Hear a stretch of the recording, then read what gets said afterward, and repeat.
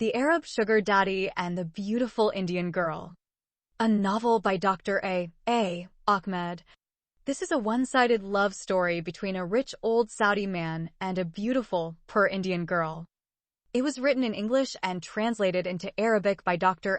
A. Ahmed. It is a romantic tale that was narrated in 6 books. Book 1. The Arab Sugar Daddy falls in love with a beautiful Indian girl. Copyrights. All rights are reserved. No part of this book may be reproduced, stored in a retrieval system, or transmitted in any form or by any means without the prior written permission of the author except by the reviewer, who may quote brief passages from the review for printing in a general magazine, a school journal, or a university article. All characters in this novel are fictitious and any resemblance to real people, living or dead, is purely coincidental. Chapter 11. Incredible news. On Saturday morning, the boss Mr. Muhammad Khan arrived at his office with alcohol effects as if he had just drunk.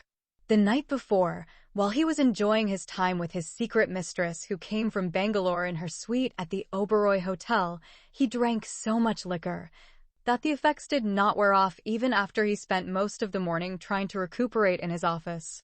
The wonderful time the notorious womanizer spent with his adulterous mistress in her opulent room, and his sudden gold rush of wealth the day before along with greater potential business dealings are spoiled by alcohol. And what further added to his really bad mood is that 4 of his employees have not shown up for work. 2 of his female employees have phoned and reported they are damn sick, and the 3rd absentee is the Sudanese boy, Babakar Aliawar. The Sudanese interpreter has a bad habit of coming in late to work, and Muhammad could not fire him because he employed him upon the recommendation of his Saudi client Sheikh Ahmed.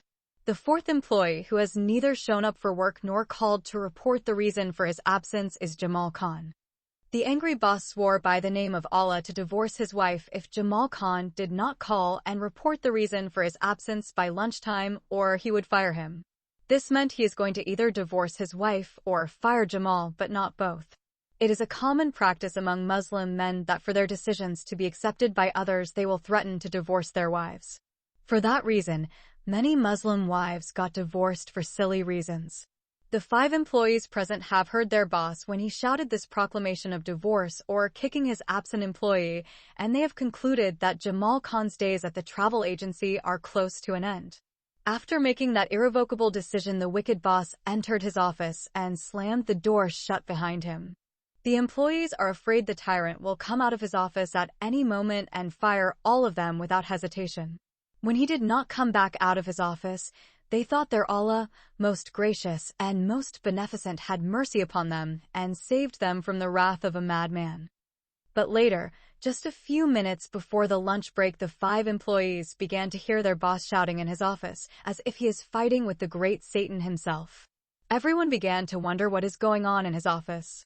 One of the girls suggested that someone should go and find out what had happened.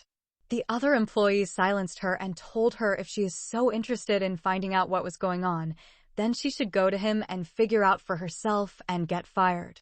While he is still shouting, Mr. Muhammad Khan bursts open the door of his office and storms out as if he has been chased by a pack of ravenous wolves or the office has caught fire. The 5 employees immediately stood on their feet and waited for their inevitable demise. Then, he shouted at the top of his lungs, "Where is that fucking Sudanese slave who is called Babakar?" They have never seen him so angry before or use such vulgar, filthy, and racist language. They began to shake and tremble as if they had seen a demon or their worst nightmares had come true. It is like a scary movie where monsters or aliens attack from outer space, or the dead zombies have come alive, resurrected from their graves, and taken possession of your soul. It is the jealous girl Roxana who has even dared to answer him and at the same time ask what has happened. That fucking street hooker who is called Rayhana did not board the plane last night, and her plane arrived at Jeddah airport without her. This is the last news on earth the 5 employees would have expected to hear. Rayhana Khan did not fly to Saudi Arabia, asked Roxana softly, speaking to herself rather than to her boss. Her mind, constantly working, immediately comes up with an explanation, but she is scared to share it with her outraged boss. She is afraid he might hold her responsible for not coming forth earlier and revealing something is going on between Rayhana and Jamal. The love affair between the two is just speculation in the beginning, but is confirmed when Babakar Alayawar swore by Allah that he saw with his both eyes Jamal and Rayhana sitting by the seashore off Marine Drive. He is only one seeing eye, but he loves to say his both eyes see. The Sudanese said further he even saw with his own eyes Jamal is hugging the lovely maidservant and kissing her on her lips. All the other employees believed the Sudanese boy because he is staying at the International Students Hostel located behind Churchgate. Babakar Alayawar whispered this juicy bit of gossip to one of the girls in the travel agency with whom he has a crush, but she does not care for him at all because he is a black boy. Although she is the least attractive of the girls, she would not fall in love or marry a black boy if she had to remain unmarried for the rest of her life. Just to avoid being distracted by the side issue, to put it in a nutshell, Indians are some of the most racist people on the face of the earth when it comes to a person's skin color and matrimony. If you are a black foreigner, Indians would treat you kindly, but if you fell in love with their daughter and wanted to marry her, you would be out of your mind. They would never permit it.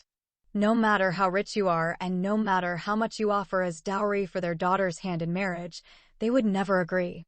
They would rather live and eat dirt for the rest of their lives than agree for their daughter to marry a black man. Black South Indians encounter great obstacles and face untold difficulties stemming from discrimination and prejudices in Indian society. In many Indian cities, foreign African students studying in universities who have black faces are called niggers and monkeys. We might examine this topic later on so we can give it a fuller explanation of why Indians are such racially biased people. If someone happened to be reading this story and he or she is from the south of India, I am sure they are well acquainted with this painful and ugly side of Indian life. Black Malayali or Tamil men and women from India's southern states are often targets of racial prejudice from their compatriots. Even dark-skinned Indian girls from the south would not be quick to marry a black man. Such a marriage would be a rarity indeed, but occasionally there are exceptions. When these socially unacceptable unions take place in which a black man marries an Indian girl, the couple will find it extremely difficult even to walk down the street together. If any Indian saw an Indian girl walking in a public place with a black foreign student, he would mistake her for a prostitute. An African friend of mine married a black Malayali Indian girl, and he couldn't be with her in public without people accusing her and calling her a whore to her face. One day, an old Indian man stopped my friend's wife and asked her,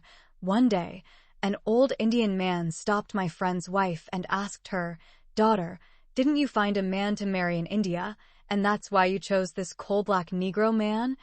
My black African friend and his Indian wife eventually applied for refugee status due to constantly having to deal with such humiliating public racist encounters and ridicule in India. Their applications were accepted on humanitarian grounds, and they were sent for resettlement in a Western country. Although Babakar saw the handsome Jamal and the beautiful Rayhana sitting by the seashore and swore to Allah he caught them red-handed kissing and romancing endlessly, the story did not reach the ears of his boss. He told these secrets to the Indian girl he was in love with, so can we say that it is a one-sided love interest because she does not love him? The girls in the office kept whispering these things among themselves, but did not ask Jamal about it. Howbeit, when the matter reached its boiling point, the enraged boss demanded an explanation, or he would fire them all. One of the girls decided to throw Jamal under the bus. It is the envious girl Rukhsana again who spoke up and suggested the boss should contact Babakar and Jamal and find out why they have not shown up or phoned and reported the reason for their absence. Mr. Muhammad Khan knew he had told Babakar Alayawar to go to the airport to see Rayhana and her daughter off, but he wanted to know why Rukhsana had mentioned Jamal Khan. What did Jamal's absence have to do with anything? Being hard-pressed to provide answers, Rukhsana began to spill the beans about the relationship between Jamal and Rayhana having a secret love affair. This incredible secret information has increased the wrath of the already incensed man. He shouted at Rukhsana and scolded the others for not informing him about this unacceptable affair going on between one of his workers and the maidservant of his Arab client. He told them that Jamal Khan was for sure going to be fired for committing this serious indiscretion and conflict of interest. But he did not see how such a love affair could prevent this poor slum woman from traveling to a rich Arab country.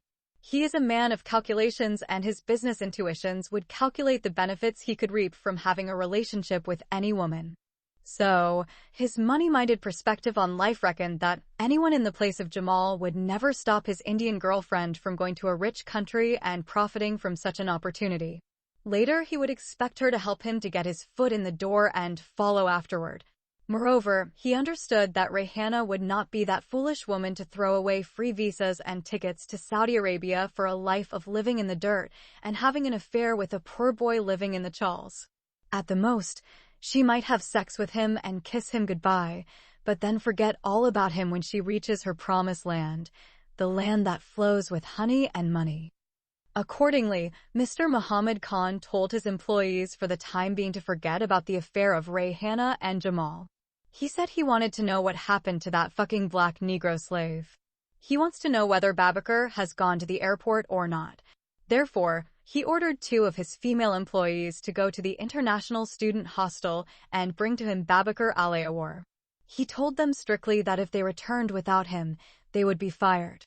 Even if he is dead and buried, they have better dig him up and bring back his body from the grave. The 2 who have been selected for this task are the girl whom Babakar loves and who does not love him, and the jealous Rukhsana. Those 2 girls have not been selected at random. They have been purposely chosen for a specific reason. The boss, Muhammad, had picked up the fact that the ugliest girl in his office is his love interest Babakar, but she in return does not love him. Since it is a one-sided love and the girl is extremely unpleasant to look at, the boss does not see any reason to bother worrying about half-hearted inclinations. So, he decided to send her for this task of finding the boy who loves her, even though she does not love him. Rukhsana has been chosen because she is the boldest of the 9 employees and the smartest. When the 2 envoys reached the international hostel, they did not find the Sudanese boy in his grave as his evil boss had predicted, but they found him lying on his sickbed. Rukhsana and the other girl informed Babakar that the boss wanted him to come to the office right away. They told him emphatically he must come with them immediately because a bad situation had arisen in the office, and he is the prime suspect. They have not speculated about the nature of the problem because they had been informed by the boss not to do so. By the way, I have not mentioned the name of the girl that Babakar loves, who does not love him, until now. All this time, I purposely avoided mentioning her name because it did not suit her. Her name is Jamila, which means a beautiful girl. However, this girl, Jamila, is far from beautiful. Not only is she ugly, but she's also extremely obnoxious and self-serving. She knows that Babakar loves her and often gives her many expensive gifts, such as luxurious flower bouquets, beautiful dresses, and chocolate sweets, and she often uses him to buy her food and other expensive items, but she does not want to say to him, "I don't love you," or "Please stop buying me these expensive things." Whenever she wanted something to eat or to buy something expensive, she always asked Babakar to bring it to her, because she knew he would not take money from her, but would buy for her from his pocket whatever she wanted to get, no matter how expensive it was. In this way, she uses him to fulfill her own selfish desires, always talking badly about him behind his back with other employees and bragging about cheating on him. One day she said that she would rather marry an ugly devil than be united in marriage for life with a black man like the one-eyed Babakar, who is black as coal. After all, if someone is so stupid that he can't tell the difference between a girl who loves him and a girl who is using him for his money, then nothing can be done to someone as blind as a bat like that. Chapter 12. Accomplishing a mission at Bombay International Airport.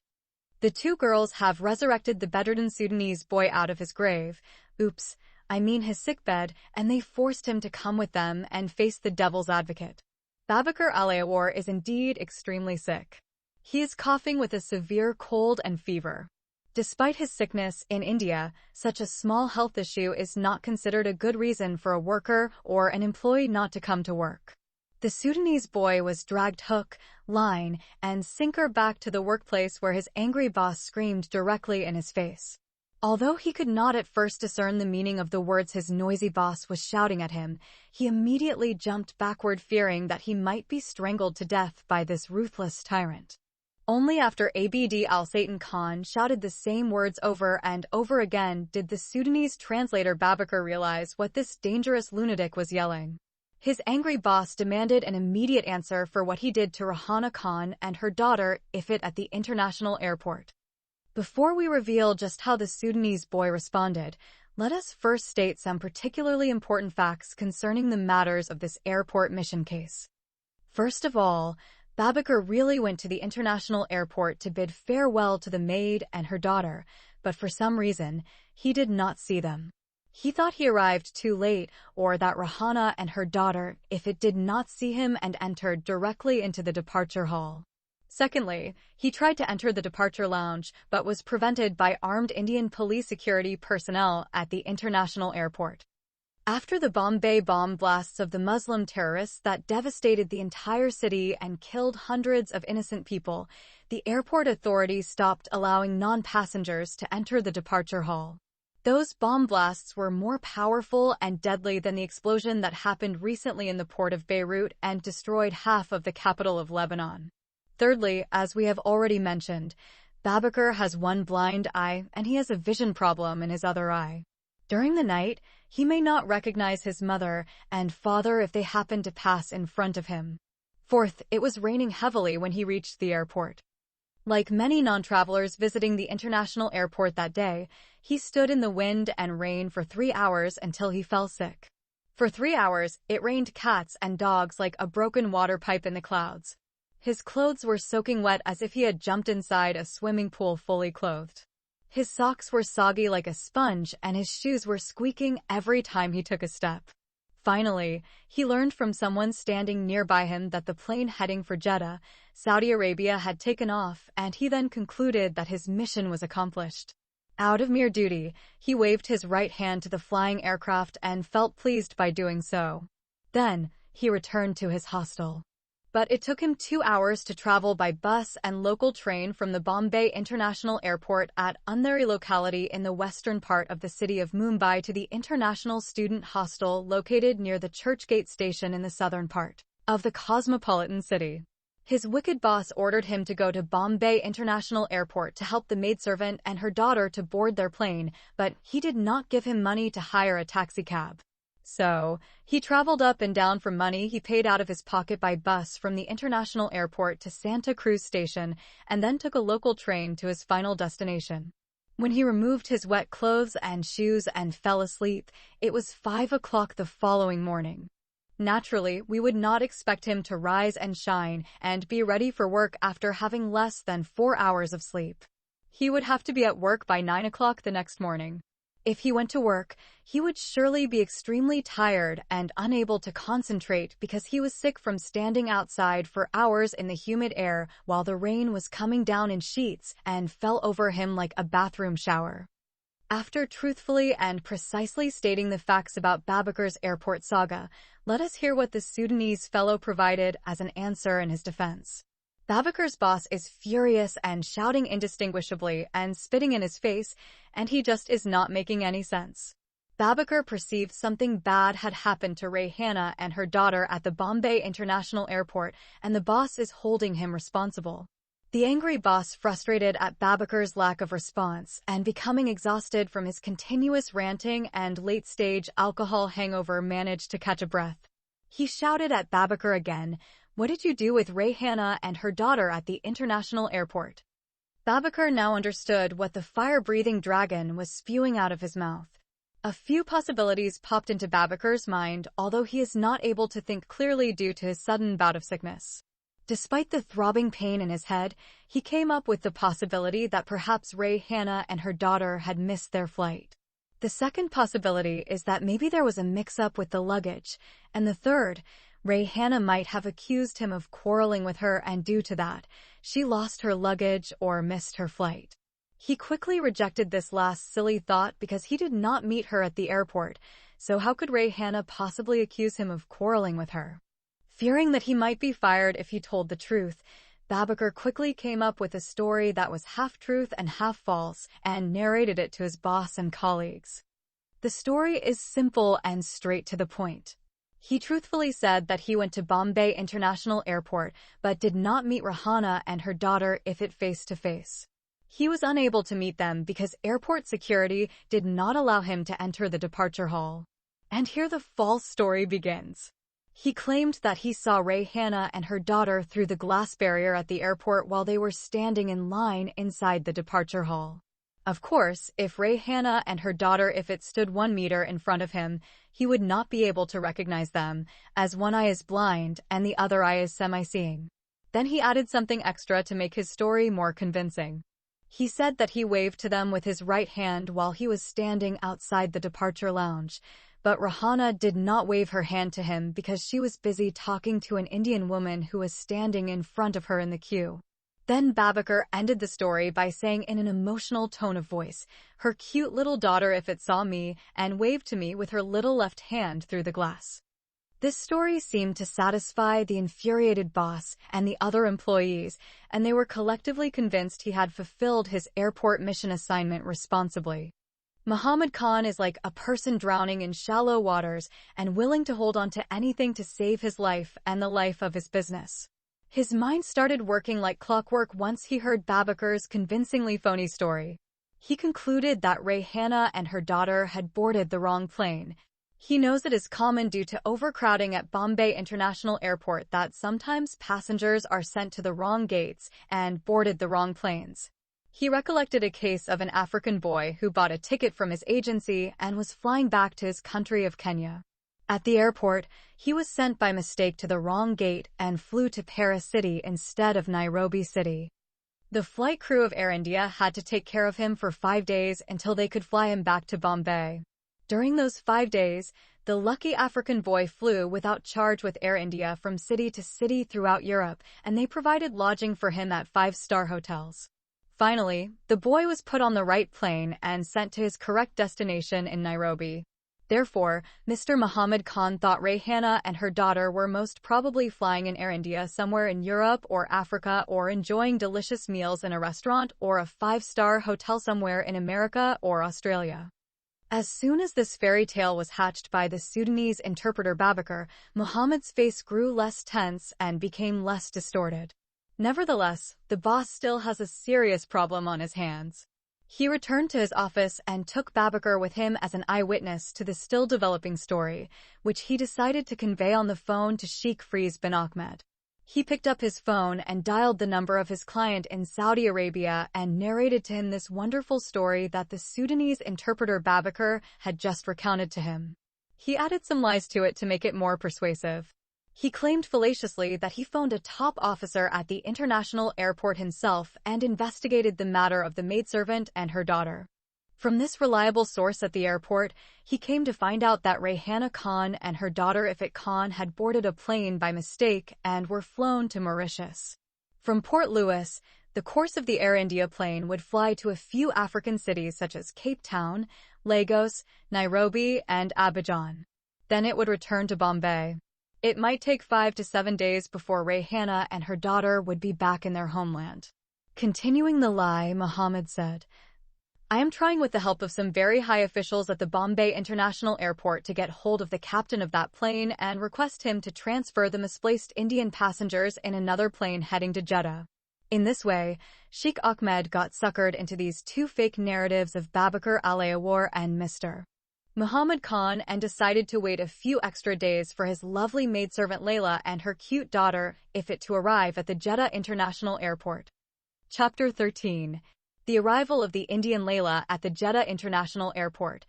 On the 3rd day after that incredible frantic call had arrived from overseas, which said the plane arrived in Jeddah City without the lovely maidservant and made Mr. Muhammad Khan exceedingly outraged, Sheikh Faiz bin Ahmed received a call from Jeddah International Airport. The airport authority informed him that an Indian woman by the name of Rayhana Khan had just arrived from Bombay and she was looking for him by name and she said he was her Saudi sponsor. The Jeddah International Airport Authority has not mentioned the woman has come as a maidservant on a work visa or has a 7-year-old little daughter with her. Sheikh Ahmed likewise has not asked or wasted time asking unnecessary questions. He traveled with the speed of light from his office to the airport as fast as he could to receive his lovely darling Layla in his arms and bring her to his house so he could begin to enjoy her remarkable beauty and sexy body. His soul had sunk in deep despair from sadness and frustration for 3 days and 3 nights, without anyone saying a word of confirmation where she is, and now suddenly, he found himself like an eagle soaring high above the clouds of happiness and pleasure. Finally, his beautiful picture of the perfect Indian Layla came to him on a silver plate decorated with gold. He recalled the suffering and humiliation he endured when that infidel, uncircumcised Christian whore, Christy, cheated on him, stole his money, kicked him out of his palace in Bombay, brought her uncircumcised infidel dog, Bobby, and committed adultery with him like a bitch. He will never forget the way she called the cops on him and kicked him out of his mansion in Bandstand Bandra at Bombay, and then she brought her uncircumcised and defiled boyfriend, Bobby, into his house and allowed him to hold her hand right in front of his eyes. At last, he has been recompensed by his exalted Allah who gave him the most beautiful woman in the world. She is more beautiful than the Egyptian Queen Cleopatra. She is also far more lovely than Miss World, and she even surpassed in her beauty and sexy body the most beautiful Indian film actress. The Indian Bollywood superstar Aishwarya Rai and former Miss World Priyanka Chopra may secure second and third places besides Rahana Khan in the Miss India competition. He has never seen such a beautiful Indian woman in all his life, and now she is coming to live with him in his mansion in Jeddah. He will be her sugar daddy, and she be his pampered princess like the Prophet Muhammad and his child bride, Aisha. In his country, no man can ever dare touch his highly esteemed possession of feminine beauty and survive after that. If anything like this happened, he would murder such an evil man, and at the same time he would overkill his adulterous woman and burn their unclean, adulterous bodies with an unquenchable fire, and the law would be on his side. This lovely Layla, who has just arrived at the international airport, is going to be his and his alone. He concluded that even his God Allah could not take her away from him after he had given her to him and brought her to his country. Sheikh Ahmed decided to sleep with his lovely Indian maidservant Layla as soon as he brought her to her new holy golden cage in his sacred abode. A wicked thought then entered his disgusting mind, but he decided not to act on it so quickly. He remembered Rayhana was bringing her 7-year-old daughter with her, and his conscience troubled him a little. He remembered his prophet married a 6-year-old girl, and then his conscience did not trouble him so much. He told himself that maybe he should not be in such a big hurry to touch the little girl so soon and be sexually content and satisfied for a while with her lovely mom. He must wait until the minor girl reaches the legal age for marriage according to Islamic law. The Islamic law called Sharia law allows a Muslim man to have sexual intercourse with a female at a noticeably young age. Sharia law sets the legal age for a female to be able to bear sex with a male when she reaches the age of 9 years. With those evil thoughts rummaging through his dirty mind, Sheikh Ahmed reached Jeddah International Airport. He began searching for his lovely Indian maidservant Rayhana and her cute daughter. He searched everywhere in the spacious arrival area. He climbed stairs and escalators and went from floor to floor and ran in all different directions, but he could not find the perfect object of his desire. Finally, he approached an office and gave the names of his Indian maidservant Rayhana Khan and her little daughter Ifat Khan. The person who checked the names was able to verify the name Rayhana Khan in the system, but the computer showed she arrived all alone from Bombay to Jeddah.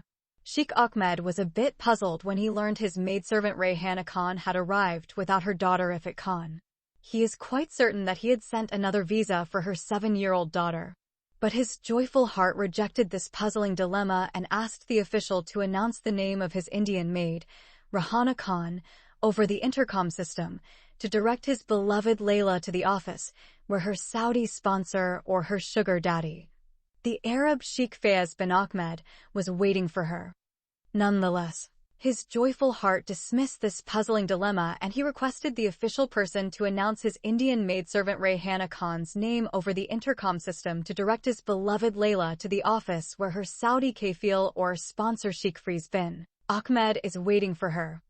Accordingly, the airport official who confirmed the arrival of the maidservant Rayhana Khan has spoken into the microphone again, and the maidservant in question has heard her name echoing throughout the huge international airport.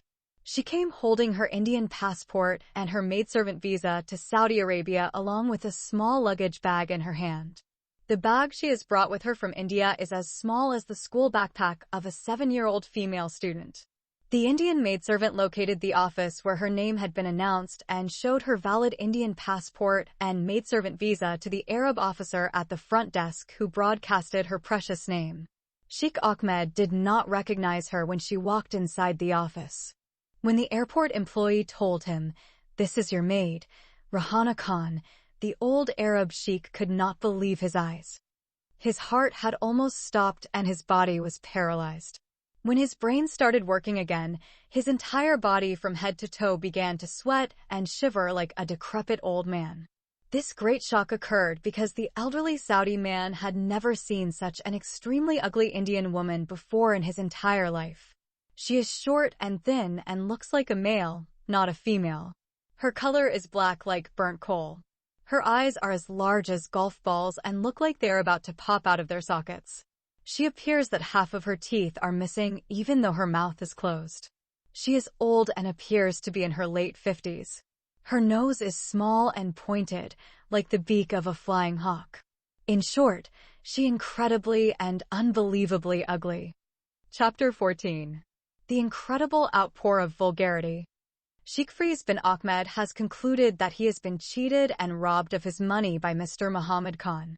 He considered it being even more wicked conspiracy than that of his Christian ex-wife, the infidel bitch who was called Christy, who had kicked him out of his mansion and brought another man instead.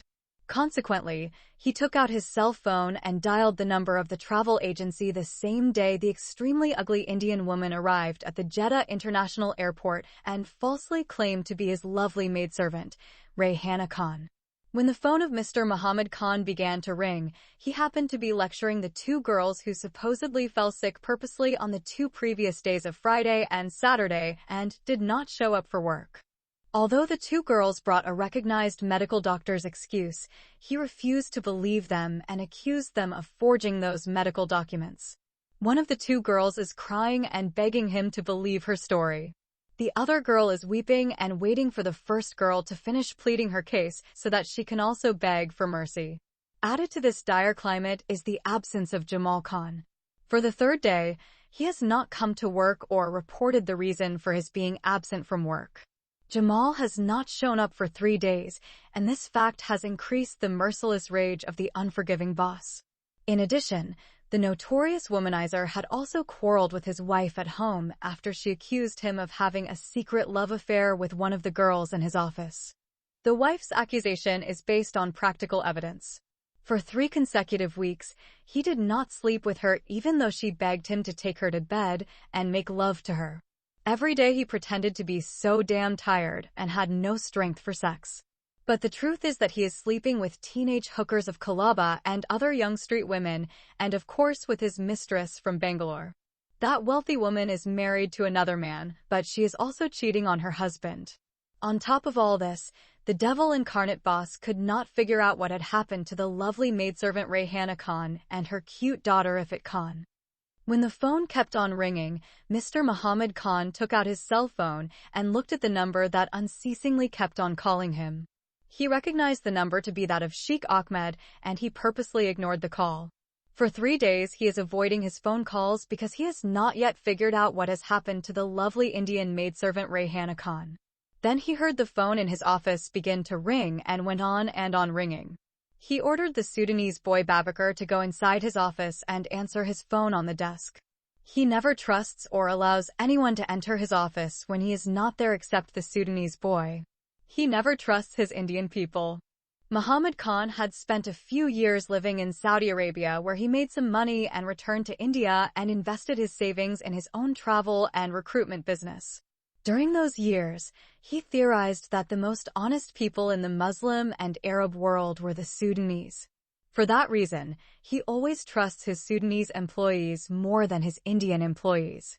That is why he sent Babakar Aliawar to the international airport in his place when his Bangaloring mistress suddenly showed up unexpectedly and requested him to come and spend the night with her in her room at the five-star hotel. The wicked boss enjoys lecturing and torturing his employees, especially the female ones. He always looks for a justifiable cause to intimidate a female employee so that he can use it to blackmail her sexually. When a girl is put in that situation, she has to decide on either one of two choices. She could either voluntarily leave her job or sexually entertain him inside his office. He is such an unscrupulous man, he would not hesitate to have sex with his female employees inside his office. One of the two girls he is trying to intimidate is a new girl, and she is very beautiful and has a sexy body that could tempt a saint or an imam. From the day she started working at the travel agency, he kept searching for a way to intimidate her into having an illicit sexual relationship with him. This day she found herself in a most despairing situation and begging him to forgive her absence and not let her go. Her name is Bulbula. She is 21 years old and unmarried. She has a slim and medium stature with brown eyes and hair black as coal. The degenerate boss liked her from the very first day she came and applied for a job at his office. Here is his chance to take advantage of her since she failed to show up for work on Friday and Saturday. He is doing his best to frighten her into submission and ultimately leave her no choice but to please him sexually or lose her job. So, while Muhammad is standing like the pharaoh of ancient Egypt and shouting at his two female employees and scaring the hell out of them, Babakar enters his office and answers the phone that is ringing on his boss' desk. Suddenly the voice of the Sudanese boy began to scream in a high pitch higher than the ear-deafening voice of his boss. No employee has ever raised his or her voice aloud in the office like this before. As if someone had suddenly switched on one of these new rap beats and turned the DVD player to maximum volume, the screaming voice of Babakar forced the disturbed boss to stop harassing the petrified young females and listen to what is going on inside his office. This is the second time in less than 4 days his amusement has been interrupted. Unfortunately, the Sudanese boy was shouting in Arabic and no one could understand what he was saying. Although the boss had lived a few years in Saudi Arabia, he could not understand the Arabic sentences that were said by his employee or with whom he was speaking.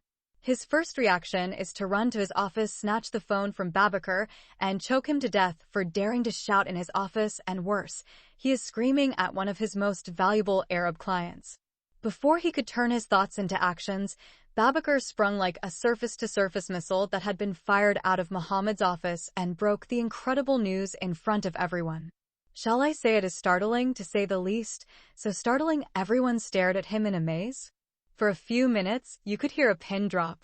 Babakar did not know why they were not reacting, so he started squealing and squeaking all over again. The Sudanese translator said that Sheikh Fayez bin Ahmed called and said that an incredibly ugly Indian woman had just arrived at Jeddah International Airport and claimed to be his maid, Rayhana Khan. The woman has all the official documents of Rayhana Khan, which had been issued by the Office of the Muhammad Khan Tours and Travels. Accordingly, Sheikh Ahmed is accusing Mr. Muhammad Khan of cheating him by sending a woman he has never seen before or chosen to be his maidservant. Mr. Muhammad Khan could not believe what he was hearing and did not believe a single word Babakar was saying. Therefore, he left the two frightened girls standing and ran into his office, picked up the phone to speak to Sheikh Ahmed, and inquired as to what had happened. Sheikh Ahmed began shouting at the top of his lungs into the ears of Mr. Muhammad every vile word you can imagine. Surprisingly, although Sheikh Ahmed could barely say hello in Hindi, still he has not left one word unspoken of every single vulgar and degrading word he knows in Hindi and Arabic. First, he began insulting him in the Arabic language. He called him Kos Omak, Kos Oktak, Ya Ibn Alshar Mutta, which means, I will fuck your mother's pussy and your sister's pussy, oh son of a bitch. After that, the extremely Arab sheikh switched to the Hindi vulgar language. Mr. Muhammad Khan could not believe his ears. This angry Arab is making accusations against him, shouting derogatory and reviling insult after insult, calling him every filthy and disgusting name known to man. No one has ever risen to any level to speak down to the arrogant Mr. Muhammad in any way or use such colorful and descriptive adjectives. He has never had someone rival him in his obnoxiousness. It is incredible. He thought for a moment maybe this was not Sheikh Ahmed screaming obscenities at him, but someone had mistakenly dialed the wrong number. If by chance this is Sheikh Ahmed and he happened to be standing in front of this extremely outrageous son of a bitch, he would not hesitate to kill him. He even imagined he killed the old goat by grabbing a knife and stabbing him to death. And if he happened to have a gun, he would not hesitate for 1 second to empty all its bullets in his fragile brain. Sheikh Ahmed continued shouting at Muhammad Khan for what seemed like forever until all of a sudden he lost his voice, apparently due to a major heart attack caused by his uncontrollable rage, or he could have had a contusion of the brain or burst a blood vessel. Whatever the case, the phone went dead silent for a couple of minutes. Muhammad waited a few more minutes, and when he no longer heard this raving mad asshole of a man, he quickly disconnected the line. Once he put down the receiver, he could still hear Sheikh Ahmed's voice as loud as 2 claps of thunder in an outpour of vulgarity and disrespect. These humiliating insults remained forever etched in his mind, and nothing could erase them. Muhammad Khan is an enormously proud man, and that day his pride was shaken to the core. His pride could not shield him from the anger of Sheikh Ahmed's barrage of insults. Not only did the old Saudi man insult him and seriously wound his pride, but his insults reached Muhammad's deceased mother in her grave, his wife in her vagina, and his sister in her pussy. Even the honor of his sister has not been spared and left untouched by the humiliation he endured from this wrathful Arab calling him in Hindi, mother chut, and bahan chut, which means I will fuck your mother's vagina and screw your sister's pussy. He has insulted his late mother and his unmarried virgin sister in both the Arabic language and the Hindi language. If the uneducated Arab sheikh spoke English, he would certainly say to him, "You son of a bitch, and I will fuck your wife's pussy in your house, on your bed, and in front of your eyes." During his many visits to India, the disrespectful Saudi sheikh learned nothing useful and polite from the multicultural and great heritage of Hindustan society and its rich Hindi language except filthy expressions. Those filthy words he has spoken are fighting words and the ugliest insults an Indian could ever say to another Indian. An Indian man would be inclined to extreme rage upon hearing such indecent things and feel the need to retaliate in word and deed. Only homeless people on the streets and tramps use this kind of dirty, vulgar, and disrespectful language. After sinking in the devastating news and trying to overcome the unbelievable ignominy, Muhammad Khan stormed out of his office like a mad lioness chasing away anyone who came near her cubs. The first one he has attacked in retaliation for his seriously damaged pride is the so-called fucking black Negro Sudanese boy. He has called him every word he knew that would hurt him and even spat several times in his face and called him fucking dirty black Negro. He has called him every filthy word in Arabic and Hindi languages that the extremely angry Sheikh Firoz bin Ahmed has just used to insult him inside his office. He scolded Babakar for lying to him and then threw him out of his office and told him never to come back again. After that, he turned to his remaining 7 employees and shouted at them for no specific reason. He shouted and shouted until he began to cough violently. His coughing was so severe it forced him to stop shouting, and instead, he started banging his hands on the table of one of the girls that happened to be near him. His glasses fell off his face and tears ran out the corner of his eyes. One girl ran and brought him a glass of water and handed it to him. After he gulped down the glass of water, his coughing stopped and his hands stopped beating the table. From there, a few minutes of quietness ensued, a day of never-ending chaos.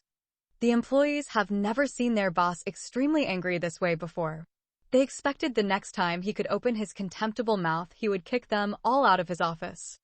Meanwhile, all the 7 employees stand and tremble in fear like slaves standing before their evil master. At that crucial moment, one of the employees dared to open her mouth and speak in the direction of her boss. The other employees thought she was just getting a death sentence for herself or certain to lose her job. I'm sure you can guess who that employee is. Yes, that employee is the boldest girl in the office and of course the jealous Roxana. She said in her trembling voice, "Sir, I think I know what happened to the maid Rahana Khan." Instead of telling her, "Shut up, "You bitch," or telling her, "You're fired. Get out of here," which Muhammad Khan said to her, barely able to speak, in a voice as hoarse as that of an ogre, "Tell me, what do you think happened to Rahana and her daughter?" "Sir, I think Jamal Khan convinced the maid Rahana Khan not to go to Saudi Arabia and promised to marry her. Because she loved him, she agreed, and he probably took her ticket and visa and sold them to another travel agency.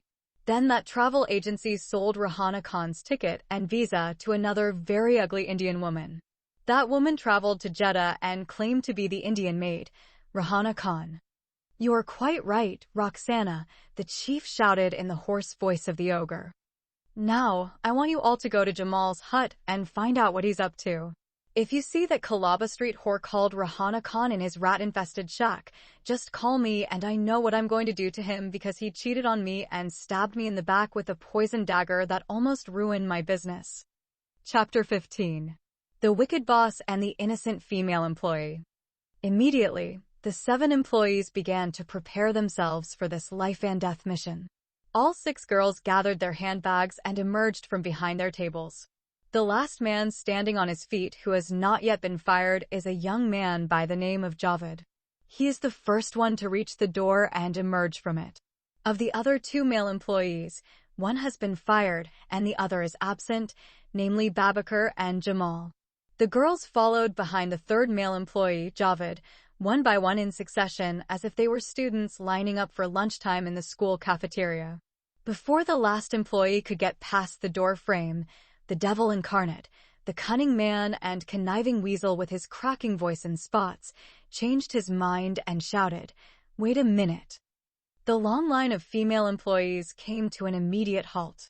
First clearing his throat so he could be heard, "Jamila must stay and answer the phones and finish some work here so it doesn't pile up." Since Jamila is the ugliest girl, no other girl has doubted the notorious womanizer's intention. Jamila came out of the queue and walked back to her table and sat down in her chair. The other girls felt free to go.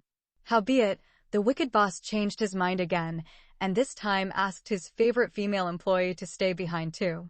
He pretended to be requesting a favor of her rather than ordering her. "Dear Bulbula, could you also stay behind and help your Muslim sister Jamila with the workload and help her answer the phones?" the manager said in an endearing manner, his vocal cords almost intact. Jamila is not the sister of Bulbula. The scheming son of Satan imposed a religious relationship between the 2 Muslim girls to hide his evil intentions. When his favorite female employee returned to her table and sat down on her chair, his demeanor changed and the wickedness of his mind switched back to normal mode.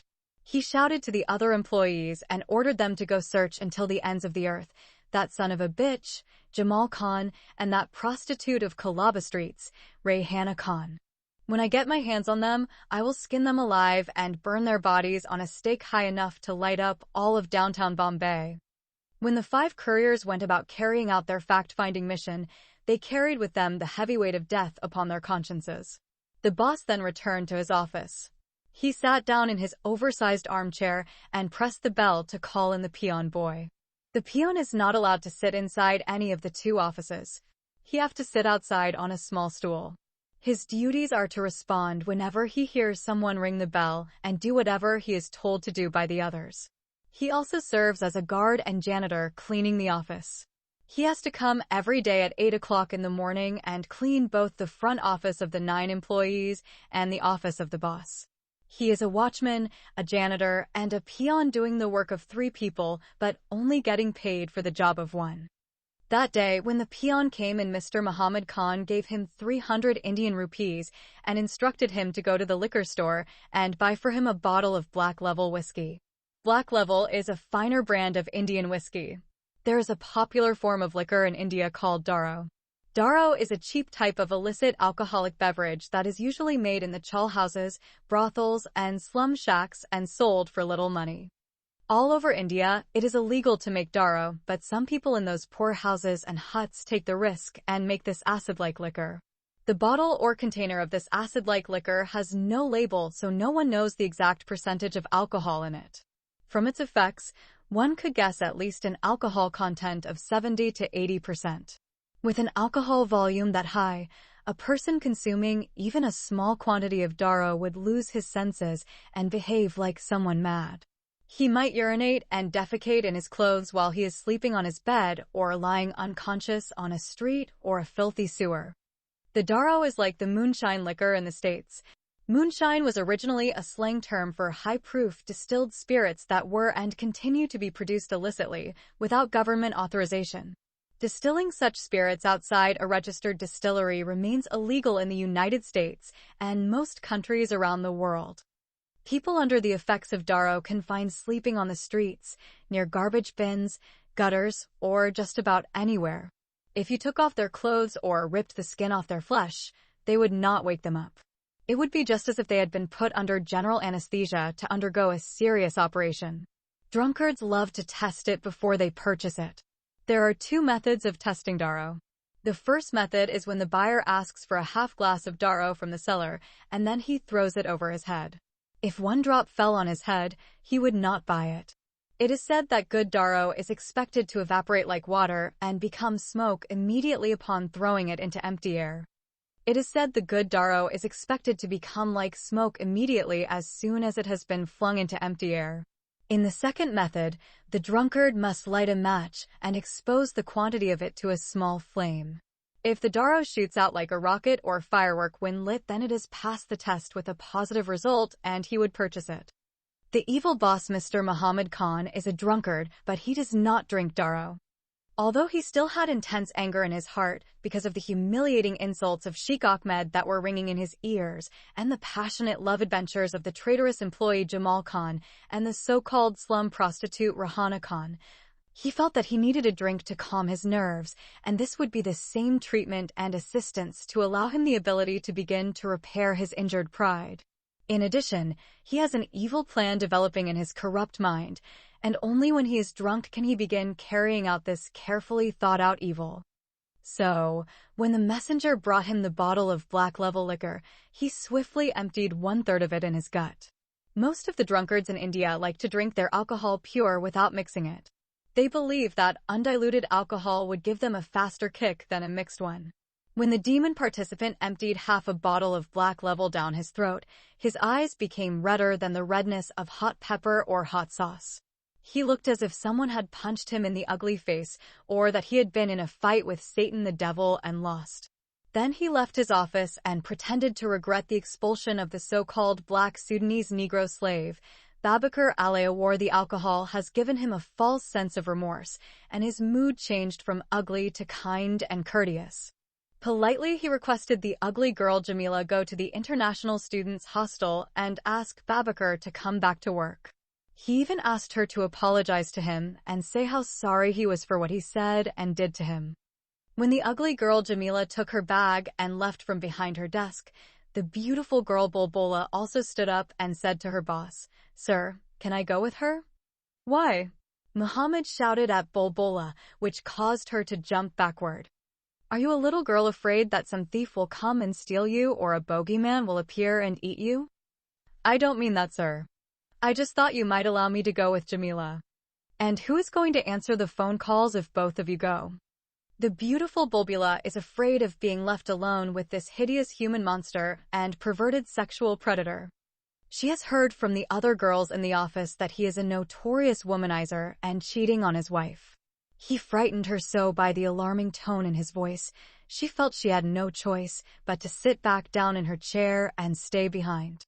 Although Jamila understands why Bulbula wants to come with her, she has done nothing to intervene and rescue the extremely frightened girl. With ugliness on her body and selfishness in her heart, she showed no sign of compassion and cared little for leaving a young girl alone to be exploited by a dangerous sexual predator.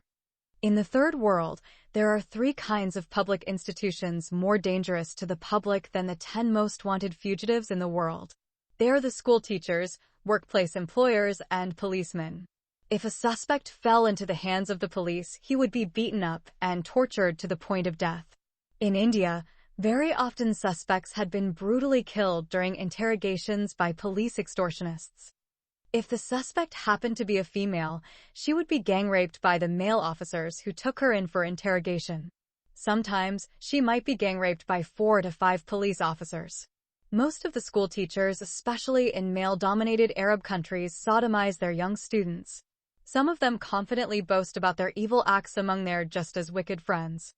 They like small schoolboys who have yet to reach the age of puberty because they believe at that age the body of the male child is soft and supple like that of a female.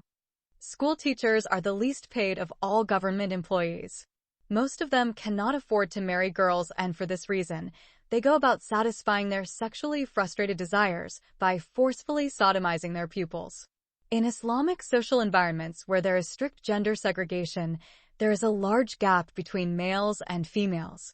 Most of the schools in Arab and Muslim countries have no coeducation facilities where males and females study together in the same classrooms. There are private schools for girls from 1st to 12th grade, and the same applies to boys. It is forbidden by law, which is supported by the Islamic text, not to mix the sexes in studies.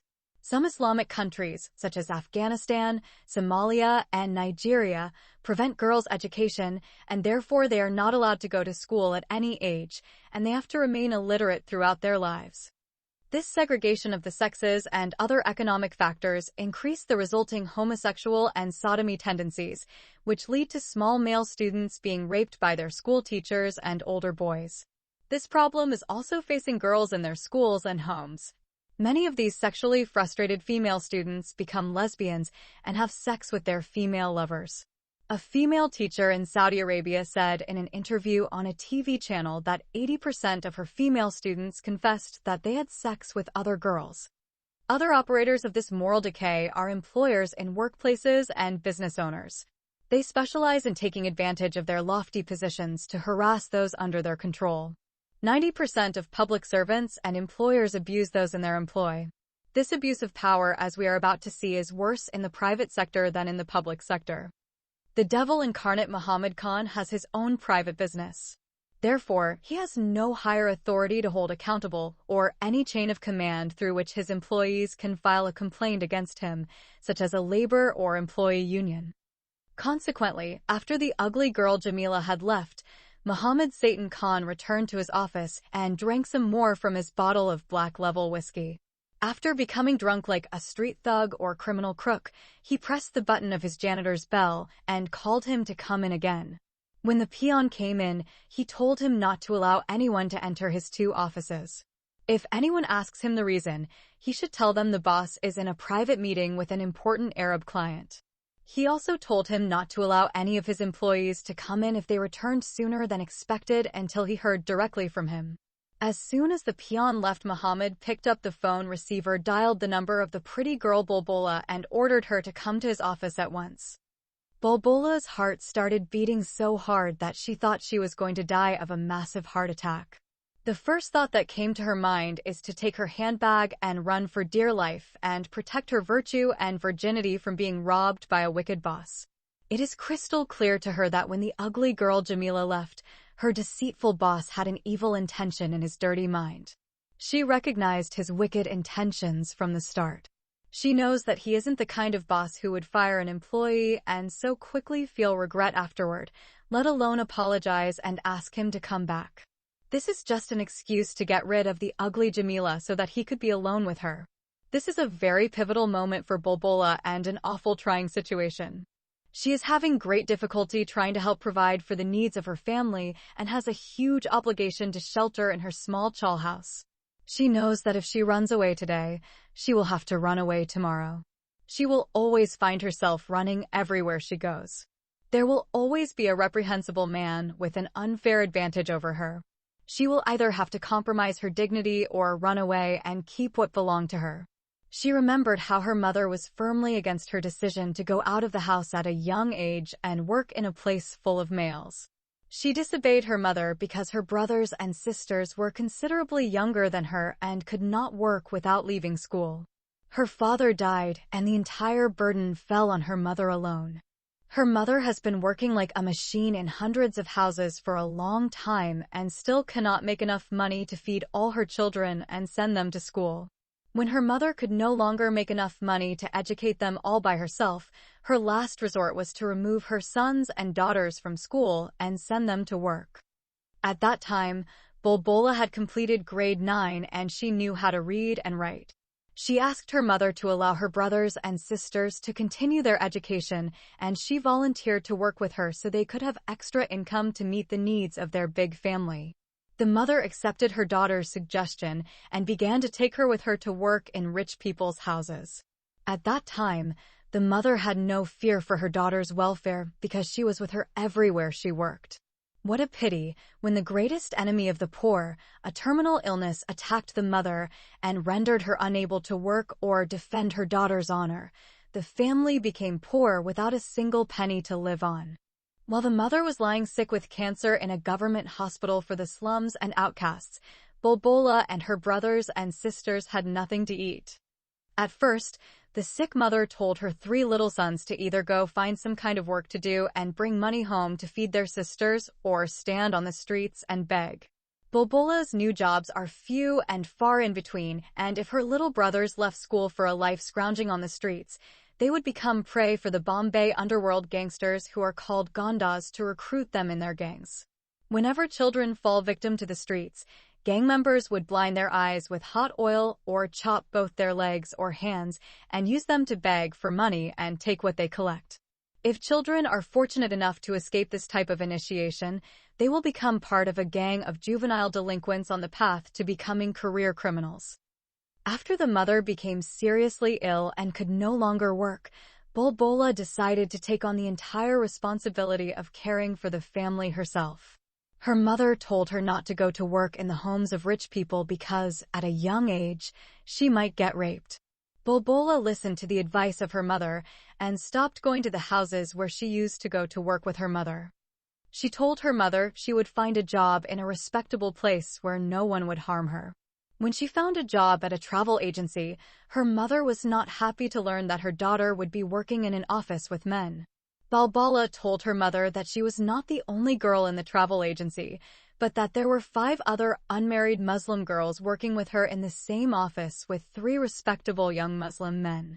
Their boss is a devout married Muslim man who always prays and fears God. He has a copy of the Holy Quran in his office and a prayer bead in his hand. He constantly praises the most gracious, most merciful Lord. The mother was still not satisfied with this explanation, but as a result of the needy family circumstances, she was forced to accept her daughter's decision. Bulbula is making 10 times what she and her mother used to make while they were working as slaves in rich people's houses. She is now able to feed her family and pay for her mother's treatment. She also purchased nice clothes for her brothers and sisters and sent them to school. However, on the day her devilish boss called her to come to his office, she found herself standing at a crossroads. She has either to run away and protect her honor or stay and give in to what he wants and continue to work and feed her big family. Sadly, Bulbula has chosen to sacrifice her honor for the sake of her family.